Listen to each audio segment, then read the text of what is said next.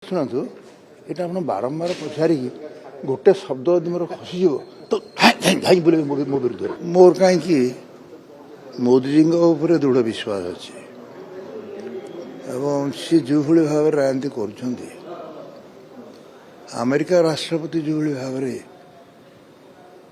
କଦର୍ଯ୍ୟ ଭାବରେ କରୁଛନ୍ତି, କହିବ ଅତି କଦର୍ଯ୍ୟ। ଗୋଟେ ରାଷ୍ଟ୍ରର ସ୍ୱାମୀ ସ୍ତ୍ରୀକୁ ଉଠିକି ଧରିକି ପଳାଇଛନ୍ତି। ଏମିତି କେଉଁଠି କରାଯାଏ? ଏମିତି କ'ଣ ରାଜନୀତିରେ କରାଯାଏ? ଯେଉଁ ଭାଷାରେ ସେ କହୁଛନ୍ତି ଯେ ମାନେ ଯେଉଁ ପ୍ରାଇଜ୍ଟା, ନୋବେଲ ପ୍ରାଇଜ୍ଟା ମହାତ୍ମା ଗାନ୍ଧୀଙ୍କୁ ନୋବେଲ ପ୍ରାଇଜ୍ ଦିଆଯାଇ ନାହିଁ, ସେଥିପାଇଁ ସେ କ୍ଷୁବ୍ଧ ହେଲେନି କି କହିନାହାନ୍ତି ନୋବେଲ ପ୍ରାଇଜ୍ ମୋତେ ଦିଆଯାଉ ବୋଲି। ତମେ ଗୋଟେ କ'ଣ ଏତେ ବଡ଼ ରାଷ୍ଟ୍ର ପୃଥିବୀ ଆମେରିକା, ତା ରାଷ୍ଟ୍ରପତି କହୁଛ ନୋବେଲ ପ୍ରାଇଜ୍ ମୋତେ ନ ଦେବାରୁ ମୁଁ ବର୍ତ୍ତମାନ ସାରା ପୃଥିବୀଟାକୁ ଶାନ୍ତିରେ ରଖେଇଦେବିନି। ଏହା କ'ଣ କହିବାର କଥା? ତେଣୁ ରାଜନୀତି କୁଆଡ଼େ ଗଲାଣି ଏବଂ ସେ ଭିତରେ ମୋ ଭଳିଆ ଅକିଞ୍ଚଳ ଲୋକ କାହିଁକି ପୁରଉଛ? ମୋର ଲୋକଙ୍କ ନାଇଁ ମୁଁ କହୁଛି ତମେ କୁହ, ତମେ ଯାହା ତ କହୁଛ। ରାଜ୍ୟସଭା ଏଥର ଯାଇପାରନ୍ତି କି? ଚର୍ଚ୍ଚା ହେଉଛି। ନାଇଁ ମ ମିଛଟା, ମୁଁ କାହିଁ ଯିବି ରାଜ୍ୟସଭା? ରାଜ୍ୟସଭା ତ ନବୀନ ପଟ୍ଟନାୟକ ଭଳିଆ ଲୋକ ଜବାବ ଦେଇକି 3 ଥର ଘୋଷଣା କଲା, ପଠେଇଲାନି। ପାଣ୍ଡିଆନ ଭଳିଆ ଲୋକ ଥରେ ନୁହେଁ ମୋତେ କାଢ଼ିଦେଲା, ମୁଁ ଜାଣିଛି। ତା ସତ୍ତ୍ୱେ ମୋତେ ତା ବିରୁଦ୍ଧରେ ମୁଁ କହୁନାହିଁ। କିନ୍ତୁ ଗୋଟିଏ ଘଟଣା ହେଉଛି ଯେଉଁ ଟାଇପ୍ର ଚାଲିଛି ବର୍ତ୍ତମାନ, କିଛି ଭଲ ଲାଗୁନାହିଁ। ଆପଣ ହିସାବ କରୁନାହାନ୍ତି। ମ୍ୟାଥମେଟିକ୍ସଟା ଆପଣମାନେ ସାମ୍ବାଦିକ, ରେକଗ୍ନାଇଜ୍ ଜର୍ଣ୍ଣାଲିଷ୍ଟ, ଆପଣଙ୍କୁ ବଢ଼ିଆ ଜଣା। ସେଇଟା ତାଙ୍କ ଉପରେ ନିର୍ଭର କରୁଛି। ଆମେ କେମିତି କହିବା ଏତେଟା ରହିବ, ଏତେଟା ରହିବନି, ଇଏ ଗୋଟେ କହିକିରି ଗୋଟେ ଛଳନା ପ୍ରବଞ୍ଚନା ଭିତରକୁ ଯାଉ ଚାହୁଁନି।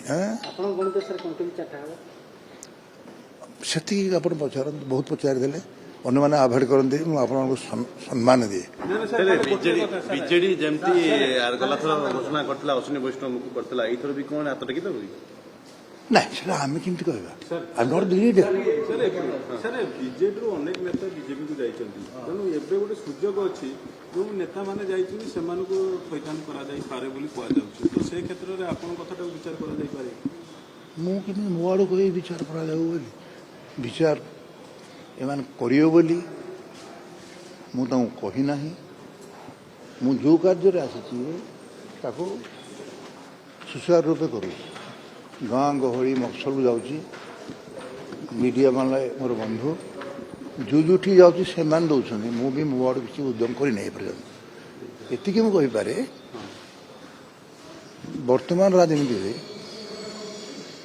ମୋଦି ଯେ ଆସିବେ ପୁଣି, ଏଇଟା ଟିକେ ଟିପିକି ରହିଥାଉ।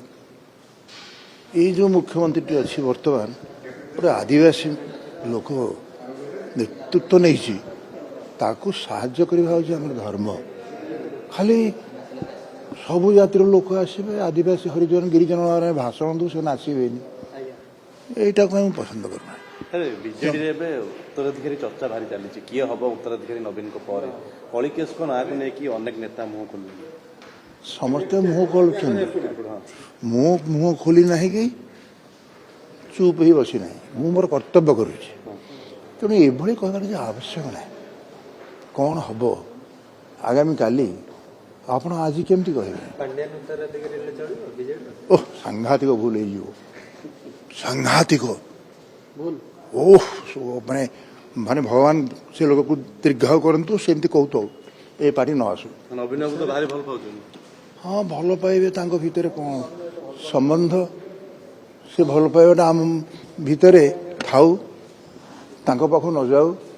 ଏବଂ ସିଏ ଯେଉଁ ଟାଇପ୍ର କରୁଛନ୍ତି, ଆଉ ଦରକାର ନାହିଁ। ନବୀନ ତ ବହୁତ ଦିନ ରାଜନୀତି କଲେ, ଆଉ କ'ଣ ଜୀବନରେ କରିଥାନ୍ତେ? ବିଜୁ ପଟ୍ଟନାୟକ ପୁଅ, ବିଜୁ ବାବୁ ମୁଁ କହିଥିଲି, ବିଜୁ ବାବୁ ଆପଣଙ୍କର ଗୋଟେ ଏତେ ଭଲ ପାଉଥିଲେ ଲୋକଙ୍କୁ, ତାଙ୍କ ସହିତ ମାନେ ବହୁତ ଆମ ରେକର୍ଡରେ ଅଛି। ମୁଁ କାହିଁ ମୋ ଆଡ଼ୁ କହିବି? ସାର୍, କଥା ଉଠୁଛି ଆପଣମାନେ ବିଜେଡି ଛାଡ଼ିକି ବିଜେପିକୁ ଯାଇଥିଲେ, ବିଜେପି ସରକାର ଅଛି, ବର୍ତ୍ତମାନ ରାଜ୍ୟସଭା ଅଛି, ଯେଉଁମାନେ ସେମାନଙ୍କୁ ଇମ୍ପୋର୍ଟାନ୍ସ ମିଳିବ କି ଆପଣ ଭାବୁଛନ୍ତି? ଶୁଣନ୍ତୁ, ଏଇଟା ଆପଣ ବାରମ୍ବାର ପଚାରିକି ଗୋଟେ ଶବ୍ଦ ଯଦି ମୋର ଖସିଯିବ ତ ଧାଇଁ ବୁଲେଇବେ ମୋ ବିରୁଦ୍ଧରେ।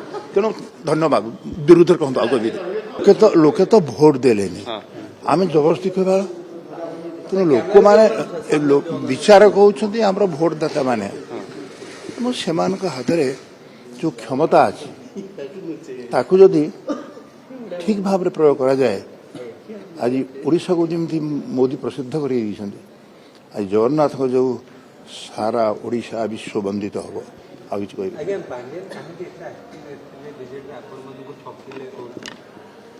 ମୁଁ କହିବି ଯେ ମୋତେ କ'ଣ ଠକିବେ ସେ ନିଜକୁ ଠକିଲେ ମୁଁ ଯେଉଁଦିନ ଦେଖନ୍ତୁ ଆପଣ ହିସାବ କରୁନାହାନ୍ତି ଯେଉଁଦିନ ମୁଁ ବିଦାୟ ନେଇଛି ସେଦିନଠୁ ଦଳର ଅବସ୍ଥା କ'ଣ ହେଇଛି ଆଉ କହିବିନି ସେ ଦଳଟା ରହିଲେନି ବୋଲି ଦଳ ହାରିଗଲା। ମୁଁ ସେଥିପାଇଁ କହୁନି ପ୍ରବଳ ଦୁର୍ବଳତା ଥିଲା କାରଣ ଯେଉଁ ଶଙ୍ଖ ଚିହ୍ନଟି ସେଇଟା ଆପଣଙ୍କୁ ମିଡ଼ିଆ ଦେଇଛି ମୁଁ ତାକୁ ଯେଉଁଠୁ ଆଣିଥିଲି ଜାଗଳେପାଟଣାରେ ଜଗନ୍ନାଥ ଧରିଛନ୍ତି ସେ ଶଙ୍ଖଟାକୁ ଏବଂ ବଳଭଦ୍ର ଧରିଛନ୍ତି ମୋର ଦଣ୍ଡକୁ ଆପଣ ଆଣିଥିଲେ ସଂଘ ଚିହ୍ନ ମୁଁ କହିବା ଭଲ ହେବନି ସେଟା ବୁଝିଲେ ମୁଁ ଆଣିଥିଲି ବୋଲି କହିବା ଟିକେ ଭଲ ହେବନି ସେଇଟା ଜଗନ୍ନାଥ ହିଁ କରେଇଛନ୍ତି ତାଙ୍କର ଚିହ୍ନଟା ଧରିଛନ୍ତି ସେଇ ଜାଗାରେ ଦେଖ କେମିତି ଧରିଛନ୍ତି ସେଇଟାକୁ ପ୍ରସନ୍ନ ପାରସାଣୀ ଆଣିକି ଦଳ ଗଠନ ଦେବେ ଏଇଟା ସରିଛି ଏଇଟା ଆପଣମାନେ ଦେଇଦେଇଛନ୍ତି ସେତେବେଳେ ମିଡ଼ିଆକୁ ଆଉ ତାକୁ ଆମେ ରିପିଟ୍ କରିବା ଧନ୍ୟବାଦ ଆଉ କହିବି କ'ଣ ମିଳିଲେ ଭଲ ହବ ଆପଣଙ୍କୁ ଯଦି ଦଳ ଦିଏ ରାଜ୍ୟସଭା ପାଇଁ ପୁଣି ବରିଷ୍ଠ ନେତା ଆପଣ ସେଗୁଡ଼ା ମୁଁ ଏଇଟା ମୋ ଆଡ଼ୁ କହିବାଟା ଭଲ ହେବ ନାହିଁ